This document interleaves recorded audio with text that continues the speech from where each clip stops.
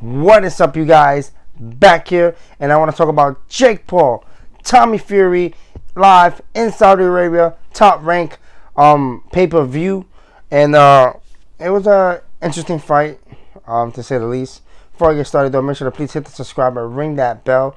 Really would appreciate it, guys. Let's get to 1,000 subscribers, and yeah, man, let's dive right into it. So, for me, and for most of the people, Jake Paul finally fought a boxer. Not that Tommy Fury was like the top of the bunch, but definitely fought a boxer this time around. And his age, his age and, having the ability coming from a boxing background and stuff like that. So everybody, I put a lot of respect into Jake Paul for this fight, for sure. I still say he wouldn't, even though he lost, I still say he wouldn't be able to hang with the top 10s or getting close to an actual title. Somebody that's up there in that division, because skill wise and where Jake Paul's at is still like a big discrepancy between the top 10s. But nonetheless, I'm gonna go with the positive first with Jake Paul. Really good overhands, which I said that in the prediction video that I did with my boys at Under the Cardboard Box. Make sure to check them out as well. I said the overhand Jake has for sure. He did in the beginning do a really good job of kind of setting it up. He didn't kind of just wing it at times. I feel like sometimes the commentator was saying that he was winging it. He definitely was not winging it. He was, but it was very good technique behind the way he was winging it. It just needed a little bit of to set it up with different things. He kept doing the same thing, and Tommy after a while kind of saw that and was able to avoid the majority of the overhand rights. Tommy Fury, the positive that he did, being more active.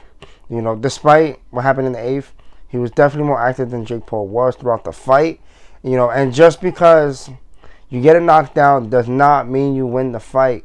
Like, it really, there was rounds that Jake Paul were a little more active than Tommy, but Tommy was the one who landed the more significant strikes, in my opinion, at looking. The 8th round was pretty much a very round for Jake Paul, just for getting the knockdown. It was brief, but it was a knockdown. He knocked Tommy Fury down in the 8th with a jab, and I didn't think that was gonna win him the fight, but it definitely brought the fight a lot closer than what than what it was. The referee too was trash. He did a horrible job, too much into it. But Jake had some good jabs, but everything he wanted to throw, whatever he threw hard, was the overhand right, and he landed a couple of times. But again, Tommy Fury, 23 years old, young, able to take those big shots compared to the other guys that Jake Paul has fought, which gives the thing of why Jake Paul, not a lot of people respect Jake Paul in the aspect of, you're fighting MMA legends, because that's what they are, except for Ben Askren. Even Tyron Woodley, when he was in his prime, he was a beast. You're fighting guys that are older, lesser weight than you naturally when they fight, so that weight is probably their walk around weight. So not a lot of people put a lot of weight to Jake Paul, because I know I didn't, but now after fighting Tommy, he did, he showed that, hey, I can do this, and I can't wait to actually see him come back and see how he does against Tommy Fury again, because I know there's a rematch clause. But so here's the downside, I feel like, for the way Paul fought this fight. I didn't like the dip in the head as much. Tommy didn't make him pay with uppercuts. I would have threw a jab to an uppercut all day, or a small hook into an uppercut, because his head was coming down throughout the majority of the fight. Against somebody who's way more experienced at that division and at boxing than Tommy Fury is, definitely would have capitalized on some of the mistakes that Jake Paul was doing in that fight. Tommy Fury, the problem that I have with him is that he's so long and tall, but he has no idea how to use that. Like, bruh, how do you not know how to use your own range and distance? He definitely needs to work on. He definitely needs to look at his older brother, Tyson Fury, to learn how to use his range and distance. Because if he keeps his range and distance, keep the jab coming out, you know, it would have kept Jake Paul from coming in as much. Every time Jake Paul ducked his head, throw a jab. Throw a jab.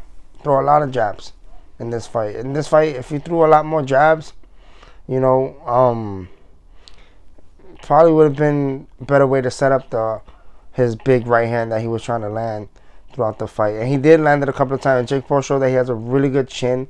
I do have to give him that as well. But the fight, again, a lot of hugging. I didn't like all that stuff of the hugging and just like the referee as well. You know, and I feel like Jake Paul kind of initiated the majority of the hugging. You know, Tommy allowed Jake Paul to get in on the inside of his strikes because he was just throwing to throw and not, you know, there's not much technique behind Tommy Fury, but he definitely showed that he was the better boxer and was going to be a tough competition for Jake Paul.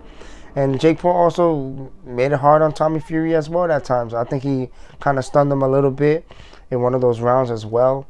You know, but again, the only round that was very significant for Jake Paul, I feel like throughout the fight, was round 8, which is when he rocked him. Well, we dropped him, excuse me.